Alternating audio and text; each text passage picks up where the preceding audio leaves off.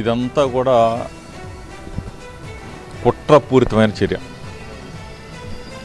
జోగి రమేష్ కుటుంబాన్ని ఇబ్బంది పాలు చేయాలి, జోగి రమేష్ని అరెస్ట్ చేయాలి, జోగి రమేష్ కుటుంబ సభ్యులను అరెస్ట్ చేయాలి.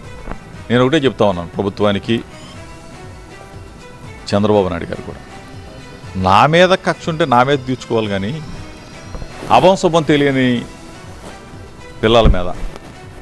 నా కుమారుడు అమెరికాలో ఎంఏ చేసి డిలాయిట్లో జాబ్ చేస్తూ ఈ మధ్యకాలంలో ఇక్కడికి వచ్చింది. ఈ పరిస్థితుల్లో నా మీద ఏదైనా కక్ష తీర్చుకోవాలని, రెడ్ బుక్ ప్రయోగించాలంటే మా మీద ప్రయోగించండి, తప్పదు. కానీ అగ్రిగోల్డ్ భూముల పేరిట అసలు ఇదొక బూతు కదా. అగ్రిగోల్డ్ అటాచ్మెంట్లో ఉన్న భూముల్ని రిజిస్ట్రేషన్ ఎవరు చేస్తారండి? చేస్తారు ఎవరన్నా? IVF ఒక అధునాతన సంతానోత్పత్తి చికిత్స. అనేక దంపతులకు తల్లిదండ్రులు కావాలనే వారి కలను నెరవేర్చుకోవడానికి సహాయపడుతుంది.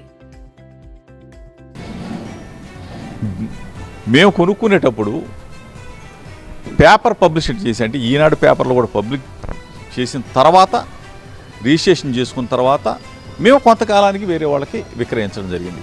వాళ్ళు మా దగ్గర కొనేటప్పుడు కూడా పేపర్లో వేసి సర్వే చేయించుకొని, ఆ సర్వేర్ వచ్చి ఫలానా చోట మీ భూమి ఉందని చెప్పేసి చేసిన తర్వాత అక్కడ సబ్ రిజిస్ట్రార్ గారు మళ్ళీ అడిగి, ఇది పెద్ద బూతు కదా. రాష్ట్ర ప్రజలు తెలుసుకోవాలా. రాష్ట్ర ప్రజలకి చేతులెత్తి నమస్కారం చేస్తామన్నా ప్రజాస్వామ్యవాదులందరూ కూడా. ఈ దాడి జోగి రమేష్ మీద దాడి జరగాలంటే నా కుమారుడు ఏం చేశారు? ఇది చాలా దుర్మార్గమైన క్రీడ. దీన్ని రాష్ట్ర ప్రజలందరూ కూడా ముక్త కంఠంతో ఖండించాలి. ఏ ఒక్క చిన్న పొరపాటు కూడా ఇందులో జరగల.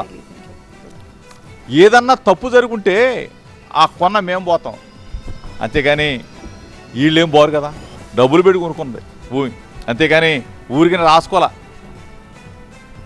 కొన్ని పేపర్లో పత్రికలు రాస్తా ఉన్నాయి, మీకు పిల్లలు ఉన్నారు, మీకు కుటుంబాలు ఉన్నాయి, మీకు ఆస్తులు ఉన్నాయి, మీరు ఏ విధంగా అయితే ఆస్తులు కొనుక్కున్నారో నేను కూడా చిన్నపాటి ఒక సామాన్యమైన, ఏదో చిన్నదే, అది 2300 గజాలనుకుంటా. దాన్ని ఏదో మా బాబాయ్ గారి పేరు మీద, మా అబ్బాయి పేరు మీద కొనుక్కుంటే భూతత్వంలో చూపిస్తూ ఉన్నారు. చిన్న పొరపాటైనా జరుగుంటే ఏ శిక్ష వేయడానికైనా మేము రెడీగా ఉన్నాం. కానీ ఇట్లా తప్పుడు కేసులు పెట్టి, తప్పుడుగా అరెస్టులు చేసి మమ్మల్ని బదనామా చేయాలని చెప్పి చూస్తే, దేవుడు ఉన్నాడు. ఈరోజు అధికారం మీద అవ్వచ్చు, మా మీద కక్ష తీర్చుకోవచ్చు, కానీ తప్పుడు పని మేము ఎప్పుడు చేయలే. ఆ రోజు నేను చంద్రబాబు నాయుడు గారి ఇంటికి వెళ్ళానని చెప్పి నువ్వు కక్ష పెట్టుకుని, నేను చంద్రబాబు నాయుడు గారి ఇంటికి దేనికి వెళ్ళా? చంద్రబాబు నాయుడు గారి దగ్గర నిరసన తెలియజేయడానికి వెళ్ళా. గౌరవ ముఖ్యమంత్రి జగన్మోహన్ రెడ్డి గారిని అమ్మనాబూతులు తిడతా ఉంటే అయ్యన పాత్రుడు 40 సంవత్సరాల చరిత్ర, 40 సంవత్సరాల రాజకీయ జీవితంగా చంద్రబాబు నాయుడు గారు ఇటువంటి ఆ వాటిని ఆపుతాడేమని వెళ్ళాం. కానీ దాన్ని దృష్టిలో పెట్టుకొని ఆ రోజు నేను వెళ్తే నా మీదే దాడి చేశారు కదా.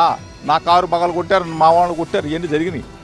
అయినా సరే నేను ఈరోజు మిమ్మల్ని ఒకటే అడుగుతా ఉన్నా, కక్ష ఉంటే నా మీద తెచ్చుకో, అంతేగాని పిల్లల్ని బంద్ చేయటం ఇది మంచి పద్ధతి కాదు. చంద్రబాబు నాయుడు గారు, నీకు పిల్లలు ఉన్నారు, నీకు మనవాళ్ళు ఉన్నారు, నీకు కుటుంబం ఉంది, ఇది మంచి పద్ధతి కాదు.